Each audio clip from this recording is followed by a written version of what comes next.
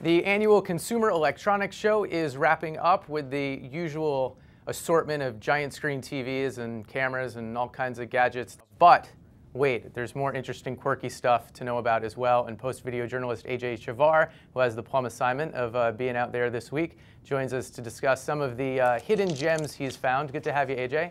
Hi, Brooke. You mentioned this robotic seal. What does that do? Yeah, so I just filed a video about that seal. It's made by Paro Robotics. And what it is exactly what it sounds like. It's about the size of a small dog. It's covered in fur, and it's packed full of a bunch of different computer sensors, motion sensors, light sensors. Basically, if you're familiar with the idea of animal therapy, this is the same thing, except instead of a living animal, it's a robot that mimics an animal. It's actually pretty realistic in the way that it moves, although when you get up close, it doesn't look entirely real. But it's white, it's furry, and it's pretty interesting, realistic actions that it does, moving its head, blinking, purring, that type of thing. And someone also brought a robotic animal from Burning Man, is that right? Yeah, so there's this guy that I met yesterday, Jonathan Tippett. He calls himself an artist and engineer, and he made this gigantic, something like quarter-ton robotic spider, this walking spider. And he made it over the course of several years with some friends, brought it to Burning Man, ended up bringing it here to CES. They also had about a 20-foot-long robotic snake made of all of these. What do they do? I mean, they're just giant robotic snakes. It's like a remote control snake.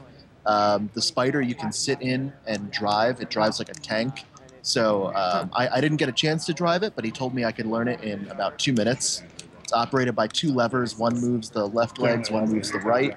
And so you push them both to go forward, pull them back both to go backward. And you can spin and all of that too. You've also stumbled upon some perhaps more useful to most of us stuff like iPad accessories.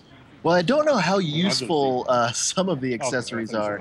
The thing with CES if it's less useful than a giant snake, then maybe it doesn't bear mentioning, but go for it. Well, you know, there's a lot of gadgets that you see at CES that are sort of just electronics for the sake of being electronics. And case in point, I sent a photo out of this on my Twitter feed yesterday.